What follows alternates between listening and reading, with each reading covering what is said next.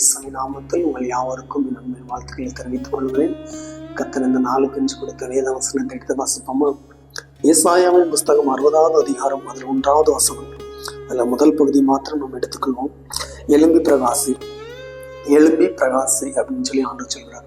இந்த வசனத்தை சொல்லும்போது எனக்கு ஒரு ஊழியக்காரர் சொன்ன சாட்சி தான் எனக்கு ஞாபகத்து வருது. ஒரு ஊழியக்காருக்கு கீழே எப்படி எலியா எலியாவுக்கு கீழே எலிஷா வேலை பார்த்தோன்னா, அதே மாதிரி அந்த மனுஷன் அந்த ஊழியக்காருக்கு கை கழுவுறது, இந்த மாதிரி சின்ன சின்ன எடுபொலி வேலைலாம் செஞ்சுட்டு இருந்தானா. அவருக்கு என்னன்னா சம்பளம் கொடுக்க மாட்டார், சம்பளம் கொடுத்துட்டு இருந்தார், சாப்பாடு வீட்லேயே போட்டுட்டு இருந்தார். அதனால அவருக்கு பிரச்சனை இல்லாமல் ஓடிட்டு இருந்துச்சு.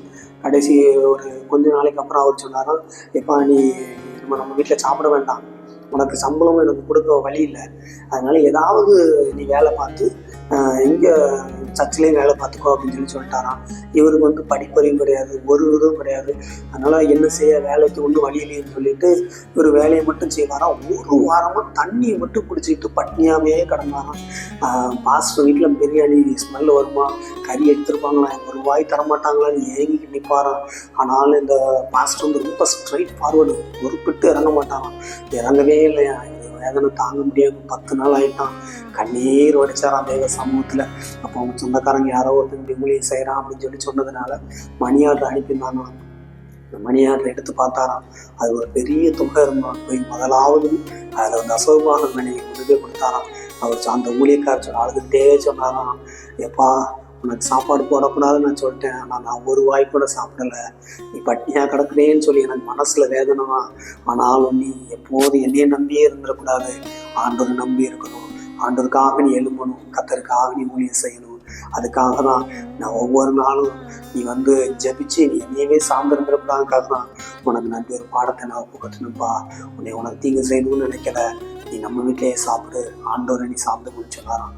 இந்த ஊழியனை விட எப்படி எலிஷா மாதிரி ரெட்டந்தனியான அபிஷேகம் பெற்றாலும், அதே போல இந்த மனுஷன் ரெட்டந்தனியான அபிஷேகம் பெற்று அந்த ஊழியத்தை விட பெரிய அளவு ஊழியம் செய்தாராம். ஆண்டவர் சொல்கிறார், படுத்து கிடந்தது போதும், எழும்பி பிரகாசி. நான் உங்களை பார்த்து சொல்லுறேன், எத்தனை நாட்கள் படுத்து கிடக்க போறீங்க, எத்தனை நாட்கள் முடங்கி கிடக்க போறீங்க? கர்த்தருக்கு நேராக திரும்ப. எந்த மனுஷனை நம்பி நீங்க முடங்கி கிடக்காதீங்க. இந்த மனுஷனுக்கு உதவி செய்வாரு, இவர்னால எனக்கு நன்மை வரும், இவர் மூலியமா எனக்கு நன்மை வரும்னு நீங்க அவங்களை காத்து அவங்களே கண்டு நீங்க முடங்கி கிடக்காதீங்க. உங்க ஊழியத்துல நீங்க யாரையும் சார்ந்து இருக்காதீங்க, முடங்கி கிடக்காதீங்க. ஆண்டவர் சொல்கிறார், என்னை நம்பி என்னிடத்துல திரும்பி வா, எழும்பி பிரகாசி என்று ஆண்டவர் உங்களை பார்த்து சொல்கிறார். நீங்க முடங்கி கிடக்காதீங்க, எந்த காரியத்துக்கும் நீங்க முடங்கி இருக்கக்கூடாது. ஆண்டவர் சொல்கிறார், சோர்ந்து போயிருக்காத. எந்த காரியத்தினாலும் எந்த காரியம் சோர்வுப்படுதோ, அது உங்களை ஜெபிக்க விடாத மாதிரி பண்ணுதோ, அப்பவுமே புரிஞ்சுக்கோங்க, நான் பெரிய காரியத்தை உங்களுக்கு செய்ய நினைக்கிறாரு. பிசாசு சின்ன சோதனையை கொண்டு உங்களை வெள்ள பண்ணுறான்னு சொல்லி. அதனால நீங்க சோர்ந்து போகக்கூடாது, நல்லா ஜெபிக்கணும், ஆண்டோட சேர்ந்துருங்க, முடங்கி கிடக்காதீங்க, எழும்பி நடங்க, ஆண்டவர் நேராக திரும்புங்க. எப்படி அந்த ஊழியக்காரர் 10 நாள் பட்டினி கிடந்தா கூட ஆண்டவரை நோக்கி கண்ணீர் வடிச்சிருக்காரு. ஒரு நாள் கண்ணீர் வடிச்சாங்க, பசி தாங்க முடியல, யாரும் சாப்பாடு தர முடியல. அந்த காலத்தில் கொஞ்சம் பஞ்சம் வேற இருந்திருக்குது, யாரும் தரமாட்டேங்காங்களேன்னு சொல்லி கண்ணீர் வடிச்சாராம். கொஞ்ச நேரத்தில் ஆண்டவர் அவருக்கு முன்னுவட்டியே ஆண்டவர் தெரிஞ்சிருக்குது, ஆண்டவர் அவருக்காகவும் செய்தாரு, உங்களுக்கு அதே மாதிரி செய்வார். நீங்கள் முடங்கி கிடக்காதீங்க, எழும்புறீங்களா? நான் அவங்களுக்காக ஜெபிக்கிறேன். அன்பு தகப்பனை கோடி ஸ்தோத்திரங்களை ஏறெடுக்கிறேன். நான் யார் யார் அந்த வார்த்தையை கேட்டு முடங்கி கிடக்கிறார்கள் அவர்களை நீர் எழுப்பி நடக்க பண்ணுகிறான்னு சொல்லி ஜெபிக்கிறேன். தெய்வமே இந்த பிள்ளைகளை உயர்த்தி நிறுத்துகிறான்னு சொல்லி ஜெபிக்கிறேன். வேதனை நாட்கள் முடியட்டும் என்று சொல்லி ஜெபிக்கிறேன். துக்கத்தின் நாட்கள் முடியட்டும் அப்பா. என்னுடைய உண்மையே சார்ந்து உமக்காகவே வாழ எங்களுக்கு கிருபை செய்கிறான்னு சொல்லி ஜெபிக்கிறேன்.